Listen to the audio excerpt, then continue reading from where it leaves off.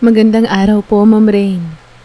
Ako si Mara at lumaki ako sa isang maliit at liblib na baryo sa timog ng Luzon.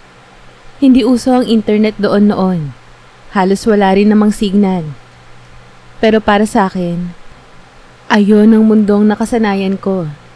Simple lang ang buhay. Gigising ng maaga, mag-iigib ng tubig, maghuhugas ng plato sa may poso, sabay lalakad ng malayo papunta sa eskwelahan. May isang batang lalaki doon na hindi ko malilimutan. Si Gerald.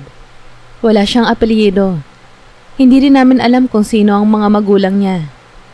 Basta isang araw, nandoon na lang siya. Para bang mula sa kagubatan na basta na lang lumitaw. Tahimik si Gerald. May pagkamasungit pa nga minsan. Pero kahit ganun siya, hindi ko maitatanggi na may kakaiba sa kanya. Mulat sa pool pa lang, parang hindi siya katulad naming lahat.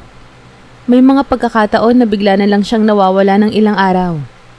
Pagbalik niya, hindi siya nagsasabi kung saan siya nanggaling. Pero ang mas nakakapagtaka, hindi man lang siya madungis o pagod. Parang ang hindi rin siya nagugutom. Parang hindi siya naglakad. Isang beses, natanong siya ng isa naming kaklase. Saan ka ba umuuwi? Ngumiti lang si Gerald. Doon lang. Sabay turo sa kakapalan ng kagubatan sa likod ng paaralan. Mula noon tinawag na siya ng iba naming kabaryo na anak daw ng engkanto. Pero ako, hindi ko siya kinatakutan o iniwasan. Sa totoo lang, kahit noong mga panahon na hindi ko pa alam ang ibig sabihin ng pagkagusto, ramdam ko na may humihila sa akin papalapit kay Gerald. Madalas ko siyang maabutan na nakatayo sa may gilid ng ilog. Nakatitig lang sa agos. O minsan sa buwan. Palagi siyang tahimik. Pero kapag ako ang lumalapit, palaging may kislap sa mga mata niya. Hindi ngiti. Pero may mainit sa titig. Minsan, naglalaro kami sa bukid kasama ang ibang bata. Habang tumatakbo ako, nadapa ako sa may damuhan. Umiyak ako nun sa sakit. At lahat ng bata, natawa. Pero si Gerald, siya ang unang lumapit. Tahimik niyang inabot ang kamay ko para itayo ako. Wala siyang sinabing kahit ano. Pero naramdaman ko ang haplos ng palad niya sa braso ko. Malamig, pero nakakaaliw. Ilang taon din na ganun kami. Parang hindi magkaibigan pero laging may koneksyon. Sa tuwing may problema ako, siya ang laging biglang sumusulpot. Tuwing naiiwan ako sa eskwelahan, siya ang kasama kong umuuwi. Hindi ko naman siya tinatawag pero nandun lang siya. Parang alam niya kung kailan ako nanganganib o nalulungkot. At sa lahat ng pagkakataon na yon, hindi ko makakalimutan kung paano siya tumitig sa akin. Lalo na kapag akala niya na hindi ko siya napapansin. May halong lungkot, pero mas madalas pagnanasa. Noon, hindi ko pa yun maintindihan. Siyempre bata pa ako. Inosente pa ang isip ko. Akala ko normal lang yon. Yung may kababatang protektado ka. Pero habang tumatagal, nagsimula na akong makaramdam ng kakaiba sa tuwing magkalapit kami. Parang may kuryente sa hangin. Parang may bumubulong sa tenga ko. Pero wala naman akong naririnig. Minsan, umaabot kami ng ilang minuto na nagkakatitigan lang. Tahimik, walang sinasabi, pero parang sinisigaw ng mga mata niya ang isang bagay na hindi niya kayang sabihin. Isang gabi, tinanong ko ang lola ko tungkol kay Gerald. Lola, si Gerald ba, may pamilya po ba yon? Napatingin siya sa akin saka tumango ng mabigat. Anak, iwasan mo yon. Hindi mo alam kung saan nanggaling ang batang yon. Ang sabi ng mga matatanda, bantay daw yon ng kagubatan. Pag minarkahan ka ng katulad niya, hindi ka na makakatakas. Hindi ko alam kung natakot ba ako o mas na-curious. Kasi kung totoo nga nabantay siya ng kagubatan, bakit siya palaging nasa tabi ko? At bakit kahit noong 16 na taon lang ako, Ramdam kong hindi lang basta titig ng kababata ang binibigay niya sa akin, kundi titig ng isang nilalang na may hinihintay. Wala pa akong alam noon pero ngayon, habang inaalala ko ang lahat, isang bagay ang malinaw. Matagal na pala akong minarkahan ni Gerald. Hindi ko lang alam na sa katawan ko pala yon itinatatak. Hindi sa salita, hindi sa papel, kundi sa mismong balat ko. Bawat dampi, bawat tingin. At sa mga susunod na taon, saka ko malalaman kung gaano kalalim ang pagkakatatak na iyon. Alam mo yung mga gabi na sobrang tahimik, na kahit patak ng ulan ay parang may sariling boses? Gabi yon ng tag-ulan.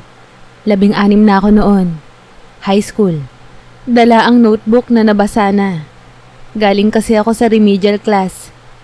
At dahil sobrang lakas ng buhos ng ulan, napilitan akong dumaan sa shortcut. Yung daan sa likod ng eskwelahan, sa may looban ng kakahuyan. Alam kong bawal. Ilang beses na akong pinagbawalan ni Lola na dumaan doon. Pero wala na akong choice noon. Wala akong dalang payong at nagsisimula na akong ginawin. Hindi ko rin inaasahan na mapapatid ang tsinelas ko sa putik habang papasok ako sa makitid na daan. Napaupo ako sa putikan. Basa ang palda.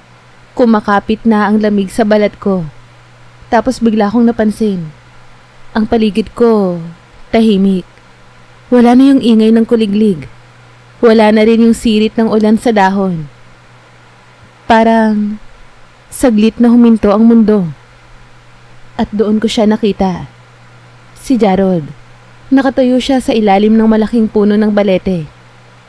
Pero ang kakaiba, wala siyang dalang payong. Basa ang buhok niya pero tuyong-tuyo ang suot niyang puting damit. Parang hindi siya tinatablan ng ulan. Hindi ko alam kung matatakot ba ako o matutuwa. Gerald? Sigaw ko. Anong ginagawa mo rito? Lumapit lang siya sa akin. Walang imik. Hindi siya ngumiti pero ramdam ko agad yung presensya niya. Yung parang hinahaplos ka ng hangin kahit wala namang hangin. Umupo siya sa tabi ko at sa sobrang lapit niya, naaamoy ko agad yung balat niya na amoy dahon na bagong pitas. Pero may halong init. Init na hindi galing sa katawan, kundi parang galing sa ilalim ng lupa. Tahimik lang kami. Wala siyang sinabi. Kinuha niya yung tsinelas kong naputol at sinubukang ikabit yon. Pero habang ginagawa niya yon, tumitig siya sa akin. Hindi ko maipaliwanag pero sa titig pa lang niya, parang hinuhubaran na niya ako. Walang bastos sa ginawa niya. Hindi siya humawak ng sobra. Pero yung mga mata niya, Diyos ko, parang binabasa ang mismong kaluluwa ko. Parang dinadala niya ako sa lugar na hindi ko pa kailanman naranasan. Napayuko ako. Salamat. Bulong ko. Halos hindi ko na marinig ang sarili ko. At doon, bigla na lang niyang hinawakan ang pisngi ko. Banayad, dahan-dahan, at sa isang iglap, hinalikan niya ako. Hindi ito halik ng isang kababata. Hindi ito halik ng isang lalaking una mong minahal. Ito ay halik ng isang nilalang na matagal nang nagtitimpi. Mabagal, mainit. Nanginginig ang tuhod ko sa mismong sandaling yon. At kahit gustong-gusto kong tumayo, o sigawan siya, o itulak siya palayo, hindi ko magawa. Hindi ko alam kung ilang segundo, minuto o oras kaming nagtagal doon. Pero ang naaalala ko, bigla na lang akong lumutang. Literal. Pakiramdam ko, humiwalay ang kaluluwa ko sa katawan. Nakapikit lang ako habang ang mga palad niya ay parang naglalakbay sa balikat ko. Dumampi ang mga labi niya sa leeg ko, sa balikat ko. Ngunit walang kahit isang bahagi sa katawan niya ang nagtangkang lumampas sa dapat. At kahit ganoon, ramdam na ramdam ko ang pangangailangan niya sa akin. Hindi libog, hindi pagnanasa ng tao, kundi pag-aari. Pagmulat ko, Wala na siya. Mag-isa na lang ako. Umuulan pa rin. At ang tsinelas ko, maayos na. Pag-uwi ko sa bahay ay sinabihan ako ni Lola na late na raw ako nakauwi. Hindi raw niya alam kung nasaan ako. Umabot na raw ng 9:00 ng gabi pero ang sabi ko, saglit lang ako sa daan. Ayon sa relo ko, 7:00 pa lang. Pagsuot ko ng damit pang tulog, doon ko lang napansin. May mga galos ako sa hita. 2 pulang linya. Hindi masakit, pero mainit ang pakiramdam. Pagtingin ko sa salamin, parang may glow ang balat ko. Hindi literal na kumikinang pero parang mas maputi, mas maaliwalas. Para bang may kakaibang lakas na dumaloy sa akin. Akala ko hallucination lang yon. Akala ko, epekto lang ng gabi. Pero kinabukasan, pagpasok ko sa school, tinanong ako ng isa kong kaklase. Uy Mara, ang ganda mo ngayon blooming. Napangiti lang ako pero sa loob-loob ko, may gumagapang ng kilabot sa katawan ko. Kasi simula noong gabing yon, hindi ko na nakita si Gerald sa baryo. Hindi sa school, wala sa poso, wala. Bigla na lang siyang nawala, na parang hindi siya kailanman naging tao. Pero ang mas nakakatakot, sa panaginip ko na siya nagsimulang bumalik. At doon, nagsimula ang tunay na pagkakakadena ko sa kanya. Akala ko tapos na. Akala ko yung nangyari sa gubat. Yung halik, yung init, yung kakaibang pakiramdam na dumaan sa katawan ko. Akala ko sandali lang yon. Isang uri ng kabaliwan ng kabataan. Parang panaginip lang na hindi ko na kailangan balikan pa. Pero hindi pala ganun kadali kapag may isang nilalang na may marka na sa'yo. Pagkatapos ng graduation sa high school, lumawas ako ng Maynila para mag-aral. First time kong mahiwalay kay Lola at sa lumang baryo.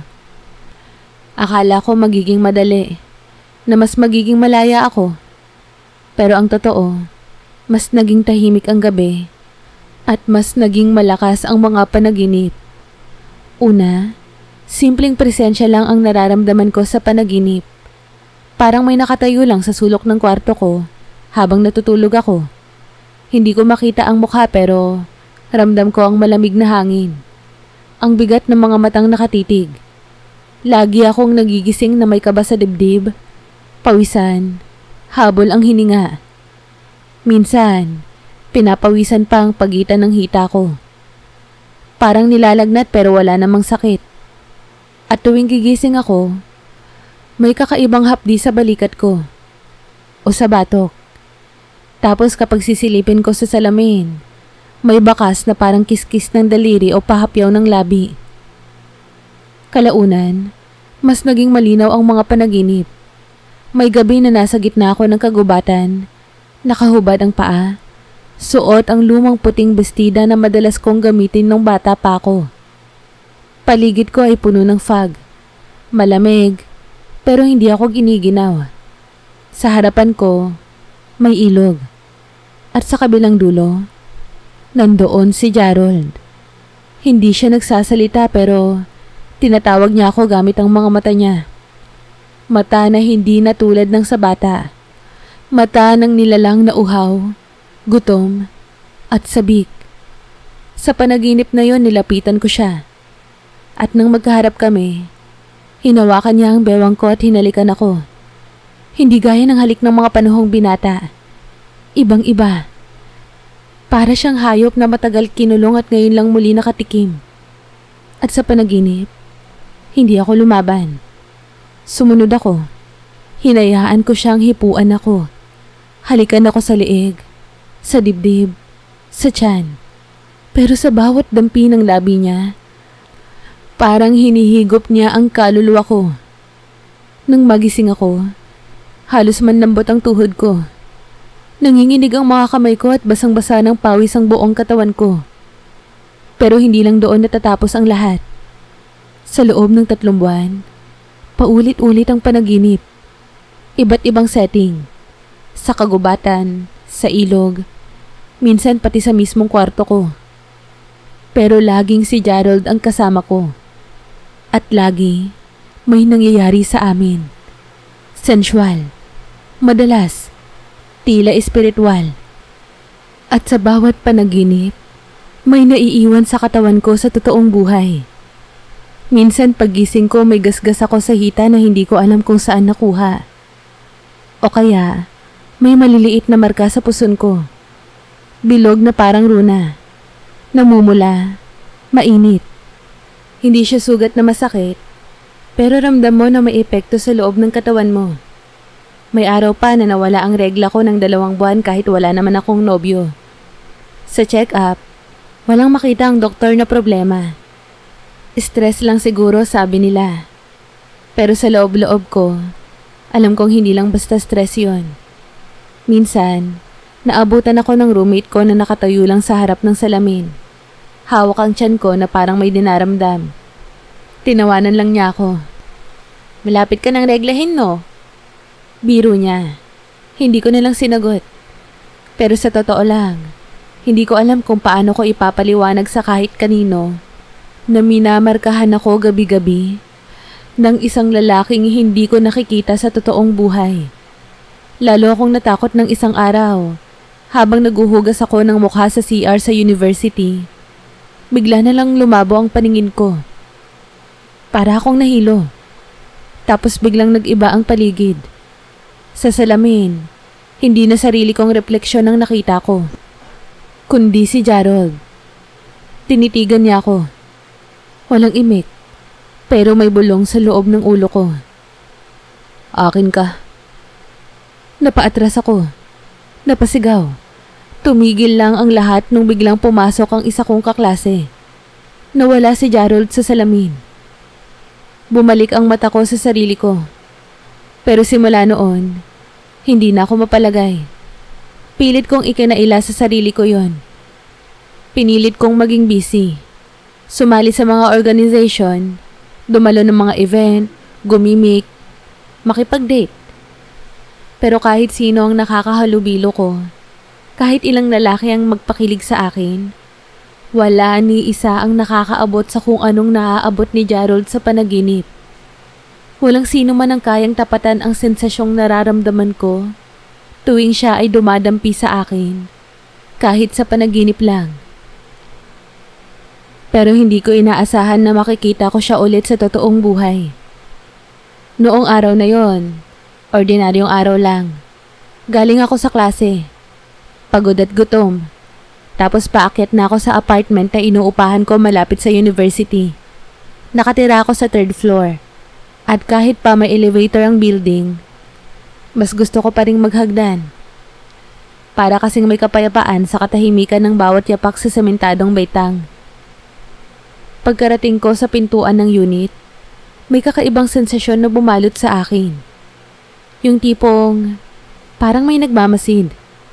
Lumingon ako. Walang tao sa hallway. Tahimik. Pero yung pakiramdam, hindi nawawala. Parang may humihinga sa batok ko. Tumindig ang balahibo ko. Pinikit ko saglit ang mga mata ko at sinaway ang sarili. Mara, pagod ka lang. Tigilan mo yan. Pagpasok ko sa loob, sinarado ko ang pinto. Huminga ng malalim. Pagkababa ko ng bag, naghubad ako ng suot kong blouse. Tanging bara na lang ang suot ko. Dumiretso ako sa banyo. Ngunit paglingon ko sa salamin, muntik akong mapasigaw. Nakatayo siya sa likod ko. Si Gerald. Hindi na sa panaginip. Hindi rin hallucination. Nandoon siya. Buo. Totoo. Mas lalong nakakatakot dahil totoo nga. Pero ang pinaka nakakapanghina ay kung gaano siya kagwapo. Hindi na siya yung batang kababata ko. Hindi na siya yung tahimik na binatilyong taga-baryo. Ang nasa harap ko ngayon ay isang nilalang na parang isinilang mula sa kabuuan ng kagubatan at kadiliman ng gabi. Mahaba na ang buhok niya. Basa ang dulo na parang galing sa ulan. Pero wala namang ulan. Ang balat niya ay maputi pero hindi maputla. Parang pinino ng liwanag ng buwan. At ang mga mata niya, Diyos ko, hindi na brown, silver, kumikislap sa dilim. Hindi ko alam kung dapat ba akong sumigaw, tumakbo, o lumuhod sa takot. Pero bago pa man ako makagalaw, nagsalita siya. Akin ka. Simple. Walang pekeng emosyon. Para lang siyang nagsasabi ng simpleng katotohanan. Pero sa likod ng tinig niya, may buhos ng mga alaala, ng mga panaginip, ng mga haplos na hindi ko kailanman makalimutan. Anong ginagawa mo rito? Halos hindi lumalabas ang boses ko. Lumapit siya, at sa bawat hakbang niya, parang nilulunod ang paligid sa alon ng hangin. Hindi ko alam kung totoo ba to o panaginip na naman. Sapat na ang mga taon ng pagtitimpe. Dumating na ang panahon. Hindi mo na ako kailangang makita sa panaginip. Dadating ako kahit gising ka. Hindi kita tinawag. Napaatras ako. Pero gabi-gabi mo akong tinatanggap. Napakurap ako. Wala akong ginagawa. Lumapit siya hanggang halos magdikit ang katawan naming dalawa. Ang kamay niya ay inangat sa pisngi ko. Banayad ang dampi pero parang nakuryente ang kalamunan ko. Tumindig lahat ng balahibo ko. Lahat ng sensasyon, kilite, pangamba, init, sabay-sabay na pumasok. Hindi mo man sinasabi, pero ang katawan mo, tinatawag ako. Hindi ka tao, Gerald. Anong ginagawa mo sa akin? Tumango siya. Tama ka. Hindi ako tao. At hindi na rin ganap na ikaw, ang dating ikaw. Markado ka na. Matagal na. Ramdam ko ang panginginig ng tuhod ko. Hindi dahil sa lamig, kundi dahil may parte sa akin na hindi na tumututol. May bahagi sa katawan ko na hindi na lang sanay sa presensya niya, kundi sabik na rito. Bigla niyang hinawakan ng balikat ko. Alam mo kung bakit hindi mo ako magawang labanan? Dahil hindi mo lang ako kababata. Bahagi ako ng lakas na tinanggap mo noon pa man. Ako ang unang humawak sa'yo. Ako ang unang tumawid sa mga limitasyon ng katawan mo. Ako ang unang nagmarka. Pilitin man ng utak ko na magalit, sigawan siya, itulak. Hindi ko magawa. Parang ako na lang ang bisita sa sarili kong katawan. At sa mismong haplos ng palad niya, naramdaman ko ang pag-iinit ng balat ko. Sa leeg, sa dibdib, sa likod. Pero sa lahat ng ito, ang pinaka nakakabaliw ay ang katotohanan na hindi ko siya kayang paalisin. Hindi mo na ako pwedeng iwan, Mara. Bulong niya habang inilapat ang noo niya sa noo ko. Hindi lang katawan mo ang minarkahan ko, kundi ang mismong kaluluwa mo. At bago pa ako makasagot, dumilim ang paligid. Parang nawala ang oras. Parang huminto ang pag-ikot ng mundo. At sa huling iglap, bago ako nawalan ng malay, narinig ko muli ang bulong niya. Sa akin ang katawan mo. Pagmulat ko ng mga mata ko, gabi pa rin. Nakahiga ako sa kama ko pero para akong bagong gising sa matagal ng pagkakatulog. Nanlalambot ang buong katawan ko. Hindi lang dahil sa pagod kundi dahil sa ibang klaseng pagkapunit na hindi ko maipaliwanag. Parang hindi lang kalamnan ng pagod. Parang mismong kaluluwa ko ang pagod. Mabigat. Mabagal gumalaw. At ang nakakapagtaka, wala akong suot. Dahan-dahan akong bumangon. Binalot ko agad ang sarili ko ng kumot. Nagpalingalinga ako sa paligid ng kwarto. Wala si Gerald. Wala ring senyales na may ibang taong pumasok. Walang bukas na bintana. Walang bakas ng putik sa sahig. Walang kahit anong ebidensya na may nangyari. Pero ang katawan ko, iba ang sinasabi. Sa may leeg ko, may pulang marka. Hindi kiss mark. Parang mas malalim. Bilog na may mga ukit sa paligid. Sa bewang ko may maliliit na galos. Para bang kinayod ng kuko. At sa hita ko, may guhit na parang sinundan ng daliri ang pagkakatala. Paikot, pababa. Diyos ko, hindi ko maalala kung ano eksaktong nangyari pero may naiiwan na pakiramdam. Ang bigat ng pakiramdam ko. Mainit, mapusok. Hindi ko alam kung gusto ko bang maalala pero sa tuwing pipikit ako, parang nandoon siya ulit. Lumulutang sa itim ng paningin ko. Ang mga mata niya na kulay silver, maliwanag. Ang hininga niya sa batok ko. Ang mga kamay niya na parang may buhay sa sariling isip. Gumagapang sa bawat parte ng katawan ko na parang matagal nang pinapantasya. At tila ba, walang takot akong nararamdaman sa puso ko. Walang galit, walang panaghoy. Ang naroon lang ay paghahanap. Simula noon hindi na ako lumabas ng apartment. Ilang araw akong nagkulong. Hindi dahil gusto ko, kundi dahil parang hindi ko kayang iwan ang sarili kong kama.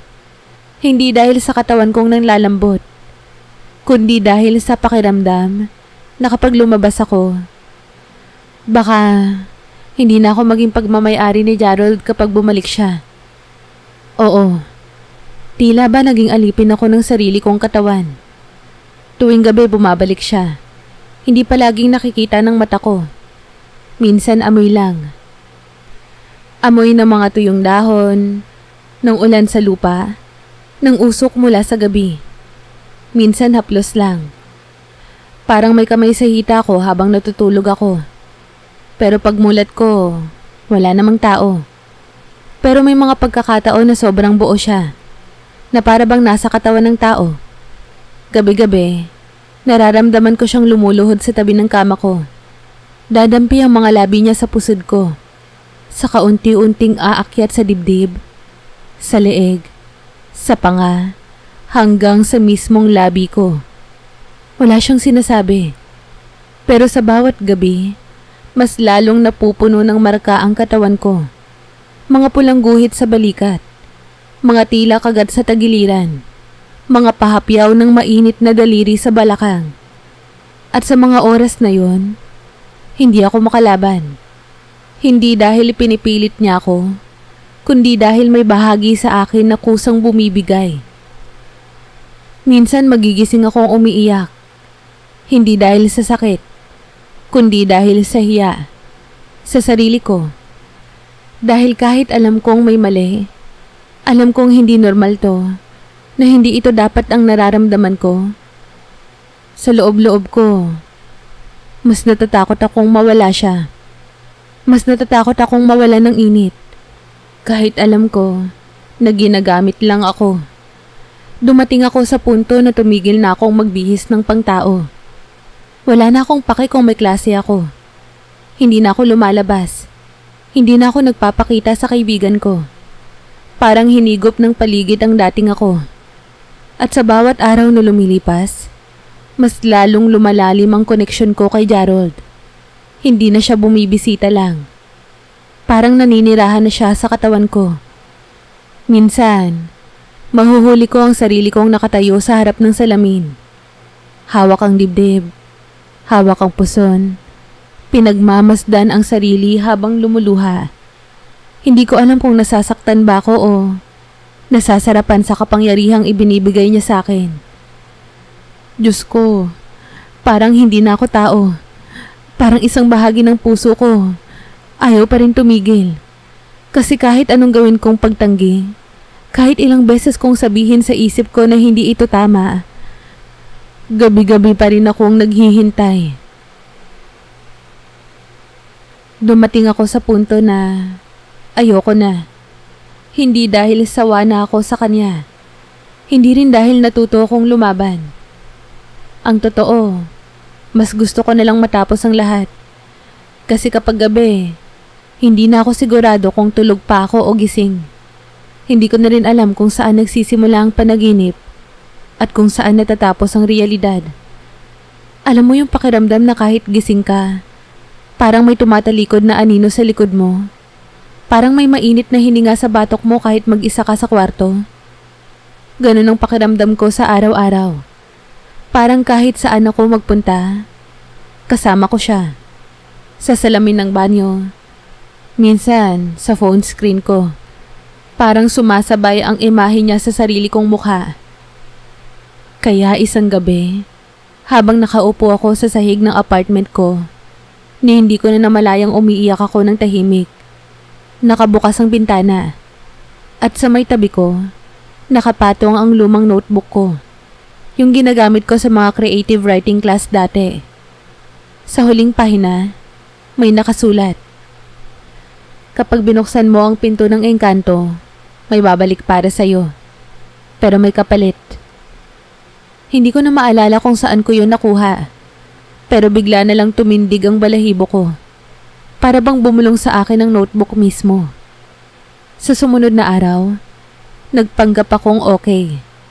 Naligo ako, nagsuklay ng buhok, nagsuot ng long sleeve para takpan ng mga sugat at marka. Huminga ng malalim at lumabas ng apartment. Hindi ako nag-text sa kahit na sino. Wala akong sinabihan. Ang tanging destinasyon ko, Quiapo. Doon sa sulok ng mga lumang iskinita, sa likod ng simbahan, may lumang bahay na may karatulang halos burado na. Albularyo, taga-alis ng sumpa, kulam, masamang espiritu. Dati hindi ako naniniwala. Pero ngayong nararanasan ko ang hindi maipaliwanag, sino pa ba ang lalapitan ko? Pagtapak ko pa lang sa loob, parang may sumalubong na ibang hangin. Hindi masama pero mabigat. Parang hangin ng punerarya pero may halong tamis ng kamangyan. Lumabas mula sa kortinang tela ang isang matandang babae. Walang kilay. Mapungay ang mata. Magsasabi sana ako ng magandang araw po pero nauunahan na niya ako. Taglay mo ang marka. Hindi ka nabuo. Parang binuhusan ako ng malamig na tubig. Ano pong ibig niyong sabihin? Lumapit siya. Nilapitan ng balikat ko at dahan-dahang hinaplos gamit ang daliri niyang nangingitim ang kuko. Napasinghap ako. Inangkin ka. Matagal na. Engkanto yan. Hindi basta espiritu. Hindi mo kayang takasan yan ng basta-basta. Pwede niyo po ba akong tulungan? Hindi ko na po alam kung sino ako. Hindi ko na po alam kung buhay pa ba ako o pinapagawa na lang ang katawan ko sa gusto niya. Hindi siya sumagot agad. Tinitigan niya lang ako. Tapos umupo.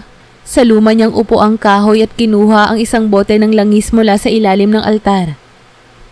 May ritual, pero hindi basta-basta. At hindi ito libre. Hindi salapi ang bayad. Ano pong kapalit? Alaala. Parte ng sarili mo. Baka pangalan. Baka pagmamahal. Baka alaala ng isang tao. Pero may kukunin ang engkanto kung puputulin mo ang tali. Napahigpit ang hawak ko sa sarili kong braso. Alaala? Parte ng sarili ko? Sa totoo lang hindi ko alam kung ano pa ba ang natitira sa akin. Pero alam ko ang isang bagay. Gusto ko nang bumalik sa pagiging ako. Kaya tinanggap ko. Walang tanong, walang reklamo. Pumayag ako sa ritual. Bukas ng hating gabi, dalhin mo ang sarili mong pulang kasuotan. Huwag kang magsusuot ng kahit anong bakal. At bago ka pumasok, iwan mo ang pangalan mo sa pinto. Napatingin ako sa kanya. Bakit ko po iiwan ang pangalan ko? Dahil kung kilala ka pa ng engkanto, susundan ka pa rin niya kahit saan ka magtago. Tumango lang ako. At paglabas ko ng bahay na yon, Parang isang buong bigat ang iniwan ko sa hagdan, pero hindi pa rin ako mapakali. Pag-uwi ko, dumiretso ako sa banyo. Tinignan ko ang sarili ko sa salamin. Tumitig ako sa mga mata ko. Hindi ko na alam kung ako pa ba ang nasa loob. At habang nakatitig ako sa refleksyon ko, naramdaman kong muli ang hangin sa batok ko. Ang tinig sa tenga ko. Di kita bababayaan, Mara. Kahit saan ka magtago, matagal na kitang pagmamayari. Tumulo na lang ang luha ko. Pero kahit nanginginig ako, kahit takot na takot ako, pumunta pa rin ako kinabukasan. Hating gabi, tahimik ang buong Maynila. Parang kahit ang mga ilaw ng poste, nag-aalinlangan kung dapat ba silang manatiling bukas. Dala ko ang isang pulang saya na binili ko lang sa Divisoria noong umaga. Manipis ang tela. Walang botones. Walang zipper. Sapagkat sinabi ng albularyo na wala dapat kahit anong metal sa katawan ko. Bago ako umalis ng apartment, tumigil ako sandali sa pinto. Nagdala ako ng maliit na papel. Sinulatan ko yon ng buo kong pangalan. At gaya ng bilin, iniwan ko yon sa may pintuan. Pagbitaw ko sa papel, parang may humigop ng hangin sa loob ng unit ko. Tumayo ang balahibo ko sa batok. Pagkarating ko sa bahay ng albularyo, agad niya akong pinagbuksan. Nakaitim siyang duster at ang buhok niya nakalugay na parang ulap ng abo. "Handa ka na ba?" tanong niya. Tumango ako kahit nanginginig ang tuhod ko. Pinapasok niya ako sa likod ng bahay niya. Isang maliit na kubo na may bilog na sahig na tinabunan ng mga tuyong dahon. Sa gitna, may bilog na altar, pinalibutan ng mga kandila, at may maliit na palangganang may tubig na may bulaklak. "Huwag kang magsalita. Simula ngayon, ang engkanto ay nasa paligid mo na. Tumahimik ka lang, anak. Dapat hindi niya maramdaman ang takot mo. Kung hindi, kakainin ka niya sa gitna ng ritual." Isinuot ko ang pulang saya, walang pang-ilalim. Ramdam ko ang lamig ng hangin sa balat ko, lalo na sa mga galos at markang hindi pa tuluyang naghihilom. Tumayo ako sa gitna ng altar. Bumigat ang hangin. Nagsimulang umusal ang albularyo ng mga katagang hindi ko maintindihan. Matatandang salita na parang bumubulong mula sa kailaliman ng lupa. Tumataas ang balahibo ko habang ang mga kandila ay unti-unting nagbabago ng kulay. Mula puti, naging dilaw, hanggang sa maging kulay pula. Sa paglipas ng mga minuto, naramdaman ko na lang na may mainit na humawak sa likod ng batok ko. Si Gerald. Hindi ko siya nakikita pero ramdam ko siya. Parang may katawan na nakadikit sa likod ko. Parang may bibig na dumadampi sa balikat ko. "Mara, bakit mo ako pinagpapalit?" Bulong niya. Napaluha ako. Hindi ako sumagot. Bawal akong magsalita. Pero ang katawan ko, tinatalo ng emosyon. Parang gusto kong humarap sa kanya. Gusto kong yakapin siya. Gusto kong sabihin sa kanya na hindi ko siya tinalikuran. Pero alam kong kailangan kong putulin ito. Kailangang matapos. Biglang pinatungan ng albularyo ang palad ko ng langis. Ang init nun. Ang hapde. "Lumaban ka," sabi niya sa akin kahit ang mata niya ay nakapikit pa.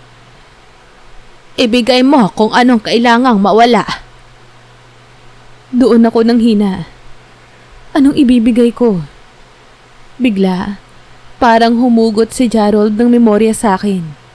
Nakita ko sa isipan ko ang unang beses naming nagkakilala. Yung mga mata niyang tahimik pero mapagmasid. Ang una naming hawakan. Ang halik sa ilalim ng ulan. "Mara," sabi niya sa isip ko. "Ako lang ang nakakakita sa kabuuan mo." Nanginig ang katawan ko. Tapos pumatak ang isang patak ng dugo mula sa palad ko sa tubig ng altar. Biglang nagsimula ang hangin sa paligid. Umiikot ang alikabok. Ang mga kandila ay pumailan lang sa ere. Nagsisisigaw ang albularyo. Ang boses niya ay parang nanggagaling sa ilalim ng lupa. Pinutol ang tali! Pinutol ang tali! Alisin ang kadena ng laman! Alisin ang tanikala ng pagnanasa! Sumakit ang ulo ko. Parang may lumalabas na enerhiya sa batok ko. Nagsisisigaw ako sa loob ng isip ko pero walang boses na lumalabas sa bibig ko. Parang lumulutang ako sa dilim. At doon, narinig ko ang huling tinig ni Gerald. Kung ito ang kapalit ng kalayaan mo, kukunin ko ang bahagi na pinakamahalaga sa'yo. Pagkarinig ko noon, bigla akong nahimatay. Lumagapak ako sa sahig. Ang dilim, walang ingay, walang kahit ano. Parang binura ang lahat. Pagmulat ng mata ko, liwanag na lang ang nakita ko. Nakabalot na ako ng kumot. Nasa loob pa rin ako ng bahay ng albularyo. Nakahiga sa banig. At wala na si Gerald. Wala ang mga kandila. Tahimik na ang paligid. Lumapit ang albularyo. Tinapik ang pisngi ko. Tapos na. Hindi na siya babalik. Pero may nawala sa iyo. Hinawakan ko ang dibdib ko. Parang may kulang. Parang may laman na umalis sa loob ko. Pero wala akong magawa. Tumulo ang luha ko pero sa unang pagkakataon, hindi na dahil sa takot. Ito ay luha ng paglaya. O siguro, luha ng pamamaalam. Ilang araw akong nagkulong sa kwarto pagkatapos ng ritual. Hindi ko pa kayang humarap sa mundo, sa mga tao, o kahit sa sarili ko. Parang galing sa matinding pagkakakulong ang kaluluwa ko. Parang may malalim na sugat sa loob ko na hindi ko mahanapan ng gamot. Pero ang totoo, wala na siya. Wala na si Gerald. Noong unang gabi pagkatapos ng ritual, natulog akong walang takot. Walang haplos sa hita, walang malamig na hininga sa batok, walang mga mata sa sulok ng salamin, walang tinig na bumubulong. At paggising ko kinabukasan, doon ko unang naramdaman na tahimik ang loob ng katawan ko. Kakaiba, oo. Parang may kulang. Isang puwang na dati ay puno ng init, sensasyon at hiwaga. Ngayon ay maluwag na maluwag. Ang gaan ng pakiramdam pero sa totoo lang, hindi ako sigurado kung masaya ba ako o malungkot. May ilang linggo rin akong dahan-dahan na bumalik sa normal na buhay. Pumasok na ulit ako sa klase. Nakipagkita sa mga kaibigan. Tumawa, kumain sa labas. Lumingon sa mga lalaking nagkaka-interes sa akin. Pero may isang bahagi ng pagkatao ko na parang hindi nabuo. Yung katawan ko, parang laging naghahanap ng koneksyon na nawala. Hindi sexual ha. Hindi lang init ng balat. Yung mismong presensya lang. Yun bang pakiramdam na kahit mag-isa ako, may nakikinig, may sumusunod, may nagmamasid. Yung kababata ko. Hindi ko maipaliwanag pero sa ilang gabi, nagigising pa rin ako ng bigla. Hindi dahil pinapasok niya ulit ang panaginip ko, kundi dahil gusto ko siyang makita. Minsan aaminin ko, umiiyak ako nang hindi ko alam kung bakit. Umiiyak ako habang nakatingin sa kisame. Tahimik lang, kasi ramdam ko kung gaano na siya kalayo. Hanggang isang araw, sumagi sa isip ko. Paano kung bumalik ako sa baryo? Parang may humila sa akin. Parang biglang nanumbalik ang kabataan ko. Naalala ko yung unang beses kong nakita si Gerald. Yung mga tingin niya, yung malamig ng ngiti, yung presensya niya na hindi ko maipaliwanag. Naalala ko yung gubat. yung poso, yung ilog. Lahat-lahat. Kaya umuwi ako.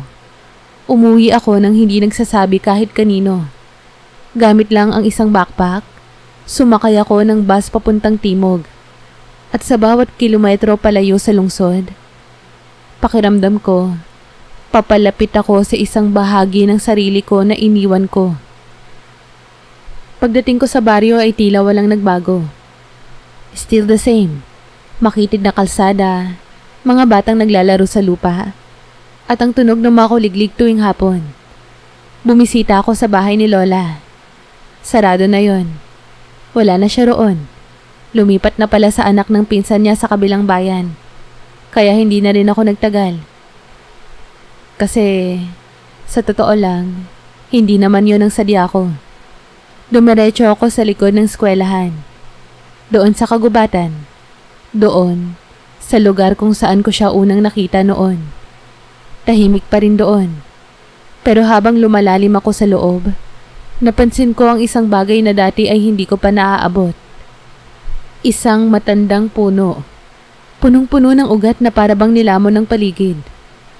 Lumapit ako. At doon, sa likod ng puno ay may isang ukit sa kahoy. Hindi malaki, hindi malalim, pero malinaw. Hanggang dulo. Ikaw lang. Parang biglang nanikip ang dibdib ko. Napaupo ako sa ugat ng puno. Tahimik lang. Tumingin ako sa paligid. Wala siya. Wala na talaga siya. Pero may iniwan siyang bakas. Hindi lang sa katawan ko.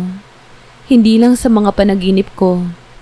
Kundi sa mismong mundong ito. At doon ko lang talaga naintindihan.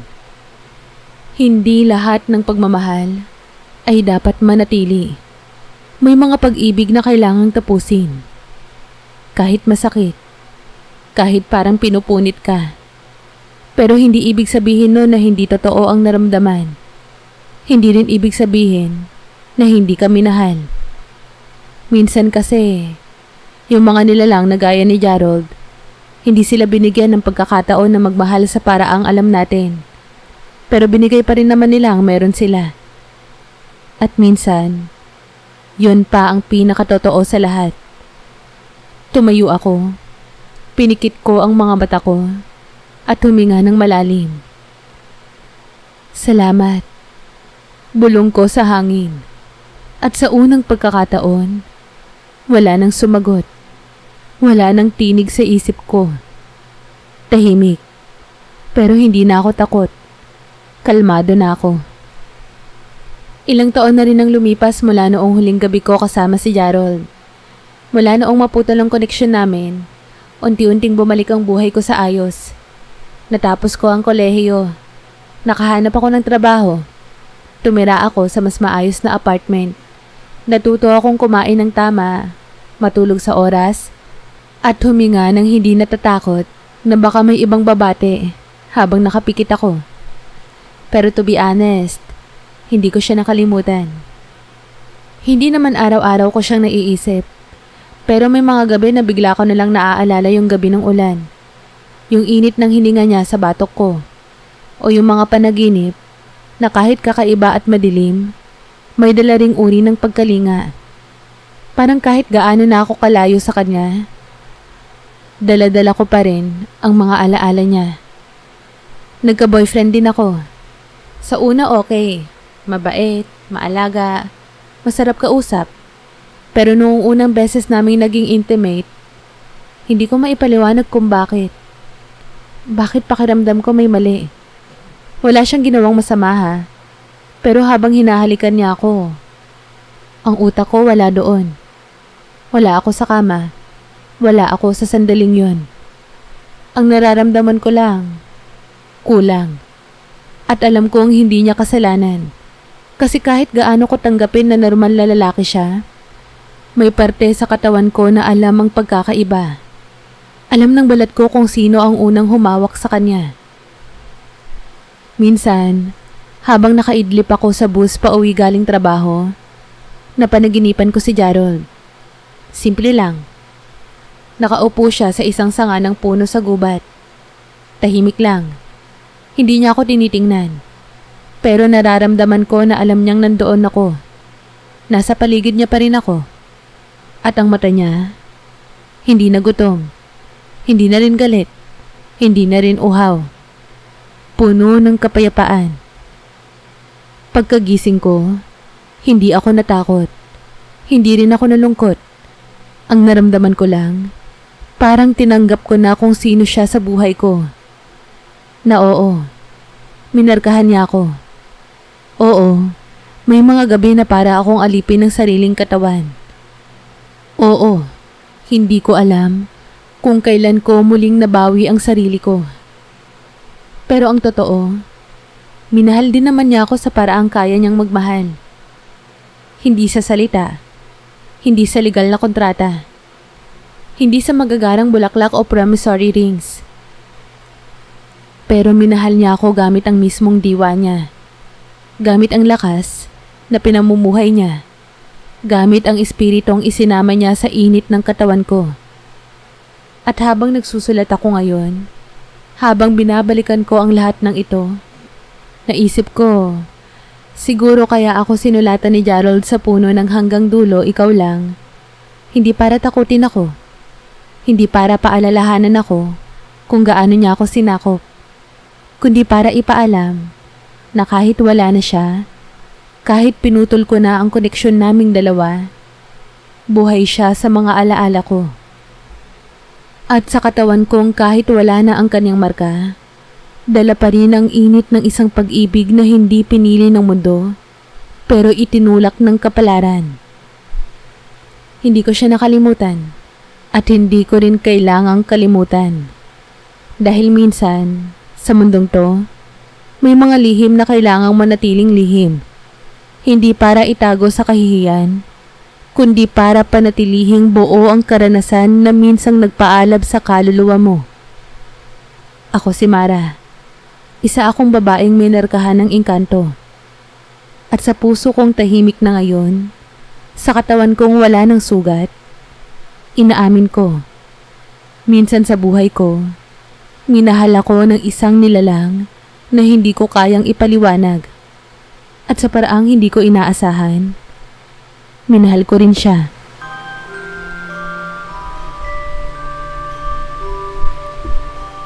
Kamusta po kayo? Muli, maraming salamat po sa pagsubaybay. Huwag niyo po sanang kalilimutang mag-like, share, comment, at subscribe. Maraming salamat po sa mga patuloy na sumusuporta at nakikinig ng mga kwento ko. At welcome po sa mga bago kong subscribers. Sana po wag po kayong magsawang makinig ng mga stories ko. Palagi po kayong mag-iingat, lalo na ngayon na may bagyo. Have a nice day po sa inyong lahat. Hanggang sa muli.